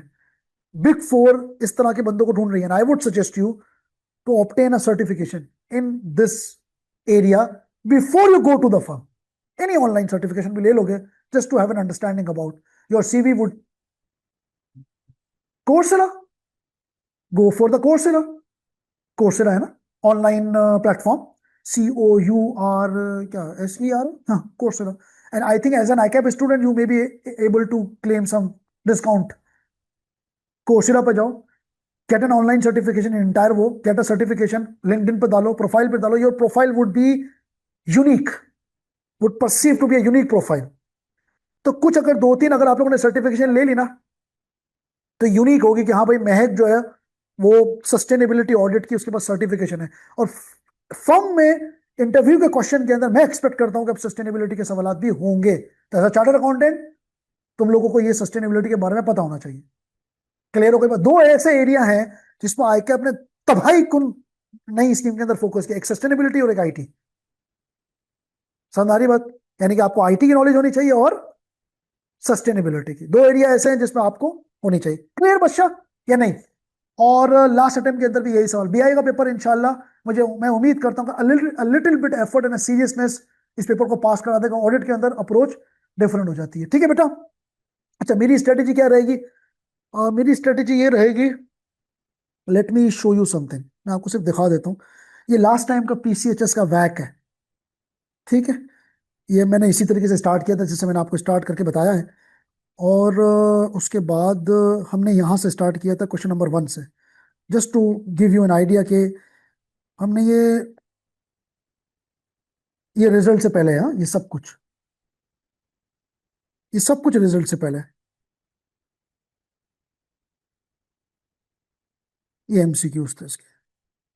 ये पास पेपर का सवाल है. नहीं, काबिल लिमिटेड पास पेपर नहीं है. काबिल लिमिटेड फाइनल का पास, XYZ पास पेपर है. ये भी पास पेपर है मकबूल लिमिटेड. ये भी पास पेपर है लाहौर कोशंट. ये भी पास पेपर है जरियाब लिमिटेड. ये मैंने होमवर्क पे दिया था IPL, ये भी पास पेपर है. आर्कटिक मेरिडियन AML, ये भी पास पेपर है.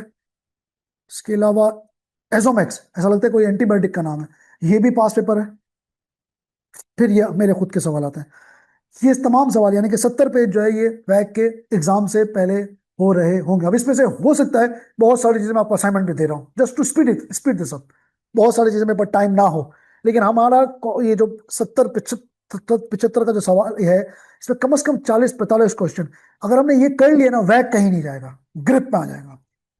इसमें हो सकता है कि कुछ चीजें मैं रुकवा दूं, इन्वेस्टमेंट अप्रेजल स्टार्ट करूं, फिर वापस वैक पे आऊं, चूज टू गिव यू आपका स्पीड अप करने के लिए. क्लियर हो गई बात? तो ये बेटा हमारा पूरा स्कोप है जो मैं आपको दिखाना चाह रहा हूं. उसके बाद वर्किंग कैपिटल अलग से होगा, रिस्क अलग से होगा. इन्वेस्टमेंट अप्रेजल के अंदर भी अगर आप नीचे देखें तो 94 पेजेस हैं, 94 पेजेस, यानी कि सॉल्यूशन के साथ उसके साथ ये सारी चीजें हम कर रहे होंगे. मजा आएगा आपको. ये वो पेपर है जिसके अंदर आप बोर नहीं होंगे, बल्कि अगर कोई वाकई टैलेंटेड बच्चा जो कि आप लोग हैं तो आप लोग मेरे सामने और सवालात लेकर आएंगे. और मतलब मुझे उससे पता चलेगा कि बच्चे का इंटरेस्ट आ रहा है. क्योंकि लास्ट टाइम हमारी क्लास में एक बच्चा ऐसा था, तबाही बच्चा था. उफ, आप लोग भी सारे उसी लेवल के हो. वो मतलब वो ऐसा था, वो इंटरनेशनल पॉलिटिक्स डिस्कस करता था मेरे साथ. यूं बताएं सर, वो ईरान ने यूं कर दिया तो वो यूं कर दिया तो फलाना कर दिया. तो वो मुझे पढ़ने के लिए मजबूर कर देता था. तो मजा आता है ऐसे बच्चों से यार, कि आप खाली जो पढ़ाओ है वो ना पढ़ाओ, बल्कि वो बच्चा आपको पढ़ाए.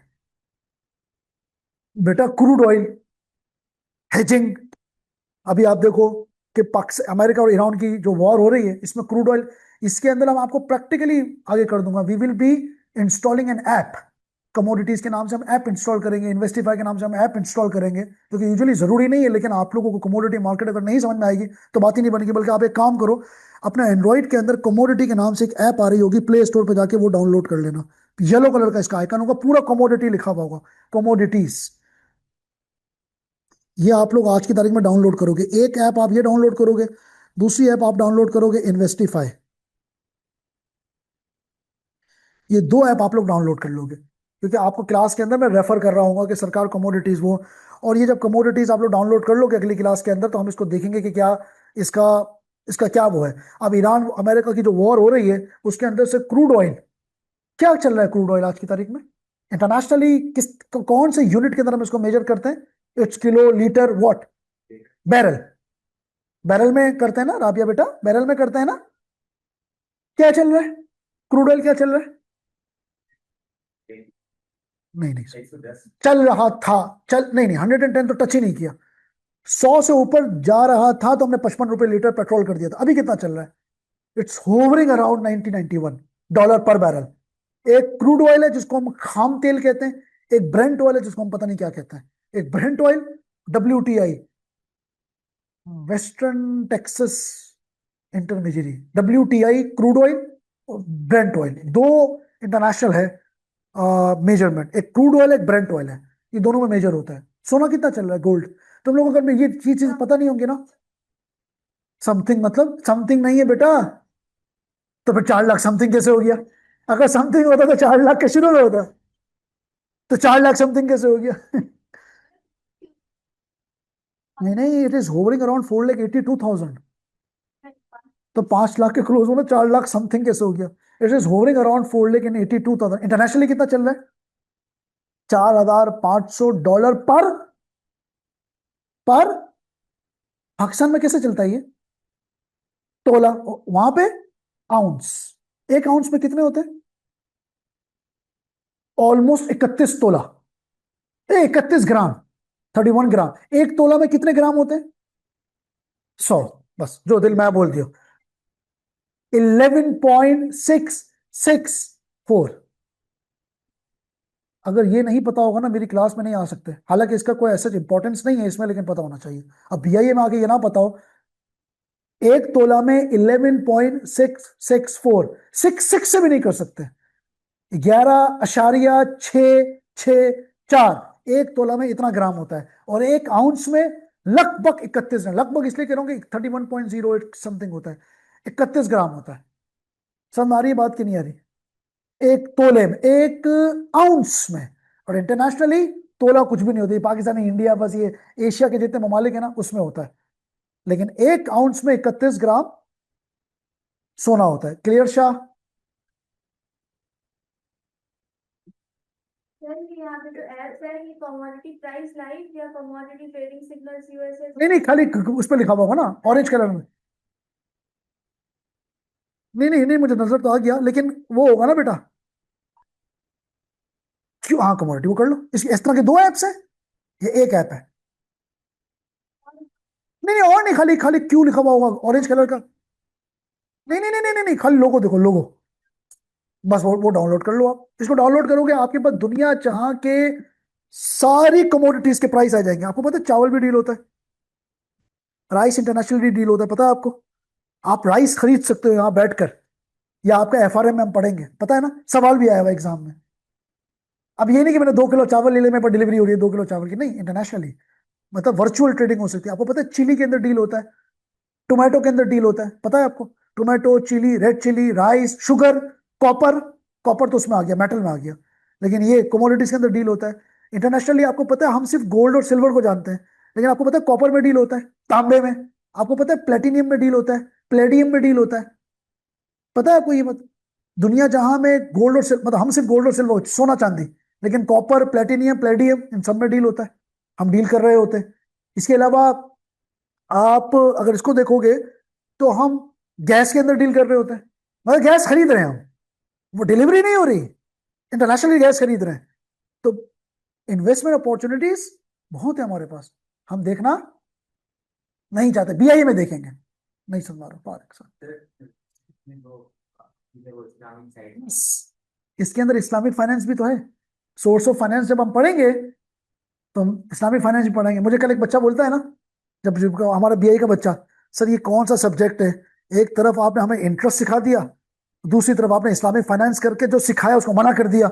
ये कैसा सब्जेक्ट है? और पढ़ाया भी रमजान में। तो अब करें कि क्या करें? मैं कहा बेटा देखो ना, डायनेमिक्स यही है कि जो सीखो उसको नलीफाई करो। इस्लामिक फाइनेंस के अंदर हम एक बहुत जबरदस्त चीज पढ़ेंगे। आप लोग सबसे रिक्वेस्ट है कि मर्द हजरात टोपी पहन कर आइएगा, और जो खवातीन है वो दुपट्टा शोटा लेकर आए। और हम इसको जुम्मे की दिन नहीं पढ़ेंगे, अगले दिन जुम्मा पढ़ेंगे। क्लियर हो गई बात कि नहीं हुई? मजेदार सब्जेक्ट है कि नहीं? आप लोगों को अपना भी एक ओपिनियन होगा इस्लामिक फाइनेंस के बारे में, वो भी सुनेंगे, समझेंगे भी। मेरी क्लास में तो लड़ाई हो जाती है, आपस में दो ग्रुप लड़ जाते हैं, अब ये क्या बात है, अबे वो क्या, मैं कहा रुक जाओ भाई। तो मजा आएगा, डिस्कशन करेंगे तो अच्छा लगेगा। क्लियर हो गई बात? ये 2 ऐप्स आप लोगों ने डाउनलोड कर डालनी है। क्लियर?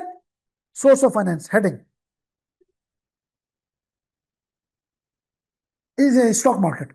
पाकिस्तानी स्टॉक मार्केट के ऊपर नजर अगर आपको रखनी है ना, तो इन्वेस्टिफाई से बेहतर एप्लीकेशन नहीं है। मजे की बात है, आईबीए के स्टूडेंट ने बनाई है इन्वेस्टिफाई। 10 साल पहले बनाई थी and it has got a hype, like मतलब इतनी हाइप इसने पकड़ी है और उसको इतने इन्वेस्टर्स मिले हैं, कोई ऐसी ऐप नहीं है। और ये स्टूडेंट्स ने बनाई है इन्वेस्टिफाई। मैं आपको कहूँ आप 4 लोग मिलकर कोई ऐप बनाओ, आप 4 लोग मिलकर खाना नहीं बना सकते, तो किससे ऐप कहाँ से? उनके उनका दिमाग ऐसा, आप देखो ना, यूनिवर्सिटी में रहकर ग्रेजुएशन करते करते ही ऐप बना डाली। That's how it is. Source of finance. आपको याद है जब मैंने आपको बहुत पहले 30 साल पहले मैंने आपको एक ईपीएस पढ़ाया था, तो हमने स्टार्ट किया था सोर्स ऑफ फाइनेंस, आपको याद है? सोर्स ऑफ फाइनेंस याद है? भैया ऐसा नहीं करो मेरे साथ। तुमने नहीं पढ़ा? पढ़ा था ना? हाँ पढ़ा पढ़ा था। हम यहां से स्टार्ट करेंगे सोर्स ऑफ फाइनेंस से। मतलब क्या है सोर्स ऑफ फाइनेंस का? Now we are officially starting the BIA. मतलब क्या है सोर्स ऑफ फाइनेंस का? क्या हो सकता है?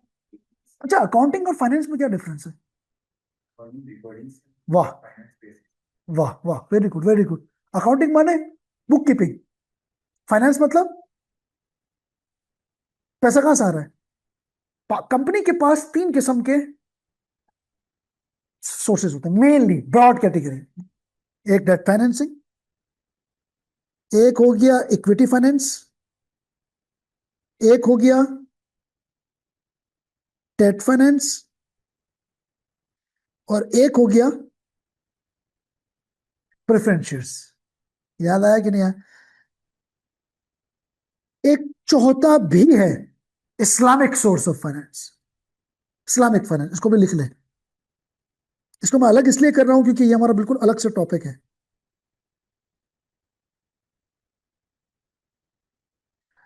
इक्विटी फाइनेंस जी बेटा। हाँ लेकिन हम इसको अलग से इसलिए कर रहे हैं because it is different from the ordinary shares, इसलिए मैं इसको इक्विटी का अलग कर रहा हूं। इक्विटी मतलब क्या था? Ordinary, common stocks, common shares. Preference का मतलब सेपरेट प्रायोरिटी। हमारे पास हाल में पिछले 5 सालों के अंदर मेरी नजदीक से 2 कंपनी ऐसी गई हैं जिन्होंने प्रेफरेंस शेयर्स इशू किए हैं, एक निशात और एक एंग्रो पॉलीमर, ईपीसीएल और एक निशात। ये 2 कंपनियां ऐसी हैं, मैंने इस पर वीडियो भी बनाई थी, आपको भेज दूंगा, जिन्होंने प्रेफरेंस शेयर्स इशू किए हैं। फारिक, तुम्हारी बात की नहीं आ रही? तो sir equity finance, debt finance, preference shares, ये इसका मतलब ये है कि यहां से कंपनी अपने पैसे उठा सकती है। क्या ऐसा पॉसिबल है कि कंपनी तमाम सोर्सेज से पैसा उठाए? क्या ऐसा हो सकता है कि कंपनी खाली एक सोर्स से उठाए? क्या ऐसा हो सकता है कि कंपनी खाली दो से उठाए? सवाल ये है कि ये चॉइस किसके ऊपर है? कंपनी के ऊपर। तो ऐसे कुछ फैक्टर्स हो सकते हैं कि कंपनी सोचे कि यार मुझे सिर्फ दो से उठाना है, मुझे एक से उठाना है। आपकी बुक के अंदर factors of choosing source of finance है, जिसको हम बहुत डिटेल में पढ़ेंगे, लेकिन मैं आपको सिर्फ अभी थोड़ा थोड़ा ये बता देता हूं, थोड़ा बिल्कुल टच करके, कि हो सकता है कि इक्विटी फाइनेंस मुझे महंगा पड़ रहा हो, डेट फाइनेंस सस्ता पड़ रहा हो सकता है कि इक्विटी फाइनेंस महंगा भी पड़ रहा हो लेकिन फिर भी मैं उसके पास जाऊं क्योंकि डेट फाइनेंस अवेलेबल ही ना हो सकता है जितने टर्म के लिए मुझे चाहिए हो उसमें खाली डेट फाइनेंस मिल लो, इक्विटी फाइनेंस अवेलेबल ही ना हो। टाइम, इंटरेस्ट, स्ट्रक्चर, रिक्वायरमेंट, ये सब छोटे मोटे फैक्टर्स होते हैं, 7 से 8 फैक्टर्स। ये हमारा टॉपिक नहीं है, थ्योरी में पढ़ेंगे। लेकिन सिर्फ बताना ये चाह रहा हूं कि the company has a choice to obtain the source of, to obtain the finance from either multiple sources और ईदर फ्रॉम वन सोर्स और either from the two sources. Okay, now equity से मुराद याद रखिएगा कॉमन शेयर्स। आपको याद है ना ईपीएस के लिए, ईपीएस के लिए हम क्या करते थे? ईपीएस के लिए हम क्या करते थे? प्रेफरेंस शेयर्स इग्नोर कर देते थे, याद है? पैट को किससे डिवाइड मारते थे? नंबर ऑफ ऑर्डिनरी शेयर से। हम प्रेफरेंस शेयर्स इग्नोर करते थे क्योंकि हम वो मालूम करना चाहते थे कि हमारे जो असल मालकान हैं उनका पर शेयर कितना आया। याद है there is no formula in IS 33 that calculates the earning per share as per preference shares. और उसकी वजह मैंने आपको क्या बताई थी? A company cannot be formed without issuing the ordinary shares, and a company can be formed without issuing the preference shares. तो original share will always belong to the common shares or the ordinary shares. समझ आ रही बात की नहीं आ रही? 550 company के अंदर मैंने आपको क्या बताया, मेरी नजर में से खाली 2 कंपनियां होती हैं, उससे तो और भी हो, लेकिन बाकी कंपनी तो ऑर्डिनरी शेयर इशू करेगी, बल्कि जिसने प्रेफरेंस शेयर इशू किया उसने भी ऑर्डिनरी शेयर इशू नहीं। समझ आ रही? तो ये याद रखिएगा, these are common shares, these are ordinary shares, and these are a priority given to the preference shares more than ordinary shares. Priority मतलब ये हमारा चहीता बच्चा है, हमारा सोतेला बच्चा कौन सा है? सबसे आखिरी में तुझे निवाला मिलेगा, लेकिन वो मालिक भी है, सबसे आखिरी में मिलेगा ना प्रायोरिटी के हिसाब से। देखिए ना, माँ ने पहला किराया जो निवाला खिलाया वो मंजिले को खिलाया, जो किसी काम का नहीं होता, एक बात है। फिर अपने छोटे को खिलाया चहीता, सबसे आखिरी में निवाला किसको आएगा? बड़े वाले को। तो वो क्या कहेगा? मैं सोतेला हूं क्या? हालांकि वो सोतेला नहीं है, आखिरी में जितना बड़ा निवाला बचा वो सब तेरा है कि नहीं? वो भी तुम्हारा है। तो यूं तो सोतेला है, लेकिन अम्मा ने भी तो चार्टर अकाउंटेंसी पढ़ी हुई होती है ना, बेटा तू मेरा ऑर्डिनरी शेयर है, तू है तो आखिरी में, लेकिन तुझे प्रॉफिट में हिस्सा दे रही हूं मैं। अगर माँ अगर चार्टर अकाउंटेंसी पे है तो बच्चे को कैसे करेगी? बच्चा ईडीसी में होगा तो वो कैसे करेगी? तू मेरा ऑर्डिनरी शेयर है कि नहीं? जो बचा वो तेरा, जो नहीं बचा वो भी तेरा। वो बड़ा वाला तपाड़ा होगा थोड़ा है लेकिन है तो पहले। ये हो गई बात। तो sir, these are the ordinary shares, ranked will always be at, मतलब सबसे आखिरी में। अच्छा, कंपनी बंद हो गई, ऑर्डिनरी शेयर्स को कब मिलेगा? बच गया तो तेरा, नहीं बचा तो कुछ भी नहीं, residual interest. Company continuing going concern में भी है तब भी सबसे आखिरी में तेरा, और प्रेफरेंस शेयर्स को सबसे पहले मिलेगा। क्लियर हो गई बात? तो याद रखिएगा इसकी रैंकिंग। अच्छा, प्रेफरेंस शेयर से भी पहले रैंकिंग किसकी होगी? डेट की। बताओ। तो सबसे पहले रैंकिंग इसकी, उसके बाद इसकी, सबसे आखिरी में इसकी। इसका मतलब in a theory the preference share is falling between debt and equity. हाँ के ना? Debt and equity. Clear?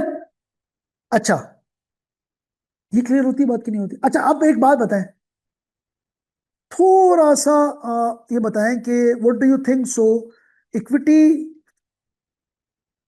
Finance सबसे आखिरी में आ रहा है, अब थोड़ा सा बीआईए टच करेंगे। अब रिपोर्टिंग रिपोर्टिंग गई, इक्विटी फाइनेंस का मतलब सबसे आखिरी में आ रहा है ना, डिविडेंड सबसे आखिरी में मिलेगा। इसका मतलब मेरे को एक बात बताओ, अगर कुछ ना मिला तो? बेटा बहुत इंपॉर्टेंट बात करने लगा हूं, प्लीज अब फोकस कर लें। अगर कुछ ना मिला तो नुकसान किसका? और कुछ मिला तो भी उसका। तो आप अगर एक रिस्क एंगल से देखो तो what do you think so that who is taking more risk, the preference, the debt, the equity? Ordinary ना? तो रिस्क कौन ले रहा है? तो अगर रिस्क ऑर्डिनरी वाला ले रहा है तो रिटर्न किसका ज्यादा होगा?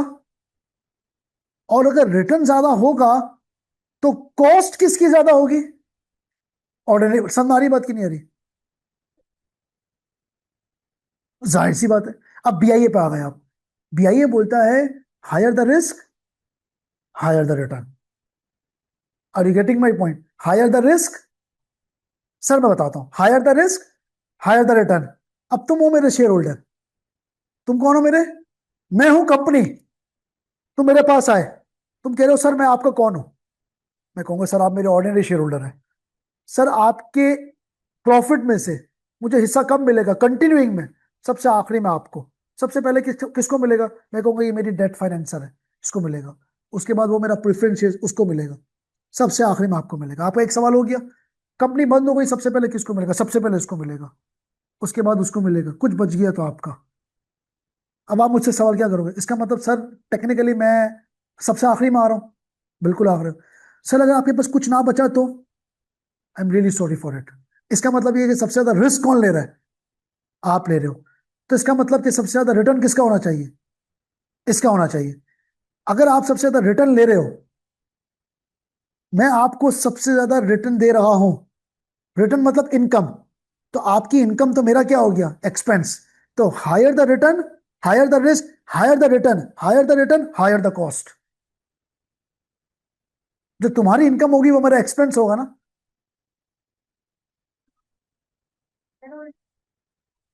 हाँ। मेरा तो कैसे होगा? नहीं, मालिक अपने आप को दे रहा है। आपको याद है हमने इक्विटी के यानी कि डिविडेंड का रेशो निकलता है कि मैं डिविडेंड कितना दे रहा हूं मालिक को। वो जो रेशो निकलता है, वो रेशो कंपनी के लिए क्या है? रिपोर्टिंग साइड पे अप्रोप्रिएशन ऑफ प्रॉफिट। नहीं नहीं नहीं, रिपोर्टिंग साइड पे अप्रोप्रिएशन ऑफ प्रॉफिट। मैनेजमेंट की साइड पे इट इज अ कॉस्ट। आप इसको एक्सपेंस नहीं लोगे, लेकिन मैनेजमेंट बीआईए में, फाइनेंशियल मैनेजमेंट में ये देखिए कि मैं इसको डिविडेंड दे रहा हूं तो मुझे कॉस्ट कितनी पड़ी है। चल जाएगा, फिर तो मर्जी, आप डिविडेंड दो या ना ही नहीं दो आप। हाँ, नहीं देंगे, ठीक है, नहीं देंगे। बट फाइनेंशियल मैनेजमेंट के अंदर would you be calculating the return that he would be expecting from me, either in the form of dividend और either in the form of capital appreciation? If being a financial manager, मैं अगर उसके return को calculate ही नहीं कर रहा हूं तो ये मुझ में इंटरेस्टेड क्यों होगा? मैं क्या कह के इसको बेचूंगा शेयर? या तो डिविडेंड दूंगा या कैपिटल अप्रिसिएशन दूंगा, दोनों में कॉस्ट कैलकुलेट करूंगा कि मेरी कॉस्ट कितनी आएगी यार। चाहे डिविडेंड के जरिए दूं या चाहे, देखो ना, अगर मैं इसको डिविडेंड के जरिए सेटिस्फाई नहीं कर रहा, मेरी मर्जी है, मैं इसको शेयर में अप्रिशिएट भी नहीं कर रहा हूं, तो why he would want to be my share holder? तो as a financial manager, what I would be doing, I would be calculating the, कोई बात नहीं, ऐसा I would be calculating the cost. तो अभी आप लोगों ने दिमाग में सिर्फ ये रखना है कि इक्विटी फाइनेंस का रिस्क सबसे ज्यादा, रिस्क ज्यादा, तो वो रिटर्न आपसे एक्सपेक्ट करेगा कि मुझे ज्यादा दो, और उसका रिटर्न आपकी क्या बन जाएगी? याद रखिएगा, फाइनेंशियल रिपोर्टिंग में रिटर्न को इनकम कहते हैं, कॉस्ट को एक्सपेंस कहते हैं। लेकिन आपने बीआईए के अंदर इनकम का नाम यूज नहीं करना। हम इनकम को रिटर्न कहेंगे और एक्सपेंस को कॉस्ट कहेंगे। नहीं समझ आ रही? कॉस्ट ऑफ इन्वेस्टमेंट समझ आ रही? बात की नहीं आ रही? बहुत आराम आराम से लेके चलो, क्लियर हो गई बात? तुम्हारी रिटर्न, यार एक बात बताओ, मैंने आपको आपको मैंने कोई चीज सेल करी, मेरी सेल है, आपकी क्या है? नहीं, नहीं, परचेज है। Purchase is an expense technically. तो मैंने आपको जो सेल करी, मेरी सेल, आपके परचेज। तो अगर मैं आपको कोई लाख, 10 लाख पे लाख रुपए दे रहा हूं, आपके 10 लाख के शेयर मेरे पास है, मैं आपको लाख रुपए दे रहा हूं, चाहे डिविडेंड की सूरत में, चाहे अप्रिसिएशन की सूरत में। लाख रुपए आपके लिए क्या है? इनकम। मेरे लिए क्या है? रिपोर्टिंग साइड में मैं उसको एक्सपेंस का पार्ट नहीं बनाता, लेकिन इक्विटी में से माइनस करता हूं। लेकिन मैनेजमेंट की साइड पर आकर ये मेरी कॉस्ट है, मैं ये कैलकुलेट करूंगा, 10 लाख पे लाख दिए तो कितना परसेंट दिया? 10%। वो 10% मैं एडवांस में कैलकुलेट करूंगा बिफोर आई वुड गिफ्ट, तभी तो कॉस्ट है। नहीं दिया, नहीं दिया। आया तो उसको वापस इन्वेस्ट किया कंपनी के अंदर ही, तो फिर कंपनी के शेयर्स की एप्रिसिएशन होगी, जबरदस्त। तो फिर उसके ऊपर हम कॉस्ट ऑफ फाइनेंस कैसे निकालेंगे? Right. याद रखिएगा, मैंने अभी तक इसको डिविडेंड नहीं दिया। बीआईए के अंदर मैं एडवांस में कैलकुलेट करूंगा कि इफ ये मुझे पैसा देगा तो मुझसे ये एक्सपेक्ट करेगा, तो जो ये एक्सपेक्ट करेगा वो मेरी कॉस्ट होगी। तो अगर ये मेरी कॉस्ट होगी और इसके पैसों को मैं कहीं इन्वेस्ट करूंगा तो उससे मैं इतना रिटर्न जनरेट करूंगा, तो वो रिटर्न जो जनरेट करूंगा वो मेरी इस कॉस्ट से ज्यादा है या कम है? ना मैंने प्रोजेक्ट में इन्वेस्टमेंट करी है, ना मैंने पैसा उठाया है। मैं तो सिर्फ एक्सपेक्ट कर रहा हूं कि अगर ये मुझे 10 लाख देगा तो ये मुझसे 10% एक्सपेक्ट करेगा, चाहे in the form of capital appreciation या in the form of dividend. अब अगर इस 10 लाख मैंने इससे लेने के बाद, इस सोर्स से उठाने के बाद, अगर मैंने कहीं इन्वेस्टमेंट करी और वहां से अगर मैंने रिटर्न कमाया, तो वो जो रिटर्न अगर मैं कमा रहा हूं और उससे मैं 1,20,000 रुपए रिटर्न कमा रहा हूं, तो कितना हो गया? 10 लाख का 1,20,000, 12%। तो वो 12% अगर इस 10% से ज्यादा है तो प्रोजेक्ट एक्सेप्टेड। समझ आ रही बात? तो अब क्या करूंगा, अब मैं इससे पैसे उठाने के लिए जाऊंगा कि सर दे दे, यानी कि पूरी मैं यूं वर्किंग करूंगा, फिर उसके बाद एक्चुअल में जाऊंगा। अभी ना मैंने पैसा उठाया है ना मैंने इन्वेस्टमेंट करी, पूरी वर्किंग होगी पेपर पे, सारी प्रोजेक्शन है सब, ना उठाया है ना दिया है ना दूंगा। हो सकता है कि खाली कैलकुलेट करूं कि 10% देने, अगले 5 साल तक कुछ भी ना दूं, लेकिन देने तो है ना। वर्किंग कैसे करूंगा? 10% की कॉस्ट पे मैं वर्किंग करूंगा पूरी, अलग 1 रुपया नहीं दिया। और ये भी हो सकता है कि अप्रिसिएशन भी ना हुई हो, उसको नेगेटिव जा रहा हो शेयर, लेकिन वर्किंग तो करूंगा ना। Are you getting my point? मैं इसकी एक्सपेक्टेशन तो उठाऊंगा कि तेरी आपकी उम्मीद क्या है, उस उम्मीद को मैं कैलकुलेट करूंगा थ्रू डिफरेंट मेथड्स। अपने इन्वेस्टमेंट को इवेल्युएट करूंगा। इवेल्युएट कैसे करूं जब मुझे कॉस्ट ही नहीं पता? Are you getting my point? नहीं समझ रही बात? सर पहले बिजनेस एनालिसिस के अंदर पहले कॉस्ट की वर्किंग होगी, फिर अप्रेजल की वर्किंग होगी, फिर दोनों मैच होंगे। क्लियर हो गई बात? बस एक आखिरी बात बताऊंगा, उसके बाद क्लास ओवर करूंगा। रिटर्न समझाई, इनकम को रिटर्न, एक्सपेंस को कॉस्ट। इस रिटर्न को अब मैं रिटर्न भी नहीं कहूंगा, इसको मैं कहूंगा आर, छोटा सा नीचे ई, रिटर्न ऑन इक्विटी। और इसको मैं कॉस्ट भी नहीं कहूंगा, इसको मैं कहूंगा के ई। अच्छा, ये एक्चुअल में के नहीं है, ये ग्रीक वर्ड है, हम इसको के पढ़ेंगे। बराबर में ई नहीं लिखना, नीचे लिखना है के ई। तो अब मैं क्या कह सकता हूं कि R E it's equal to K E. क्या मैं कह सकता हूं कि मेरी सेल मेरी परचेज के इक्वल है, मेरा इनकम मेरी रिटर्न के इक्वल है? क्या मैं कह सकता हूं मेरा रिटर्न मेरी कॉस्ट के इक्वल है? जो इसका रिटर्न होगा वो मेरी कॉस्ट होगी। समझ आ रही बात की नहीं आ रही? क्लियर हुई? तो याद रखिएगा, रिटर्न मतलब इनकम। इनकम को मैं इनकम नहीं कहूंगा, रिटर्न कहूंगा। अब रिटर्न को भी रिटर्न नहीं कहूंगा, आर ई से इंडिकेट करेंगे, और ये हमेशा इक्वल होगा कॉस्ट के। कॉस्ट को एक्सपेंस के, एक्सपेंस को एक्सपेंस नहीं कहूंगा, कॉस्ट कहूंगा, और कॉस्ट को कॉस्ट भी नहीं कहूंगा, के ई। हम आने वाली 3-4 क्लासों में बात करेंगे आर ई के डी, आर डी, के पी, आर पी, इस तरह डिस्कस कर रहे होंगे। क्लियर? आज के लिए काफी, अपना बहुत ज्यादा ख्याल रखिएगा। Signing off from F1 तबानीस। अस्सलाम वालेकुम।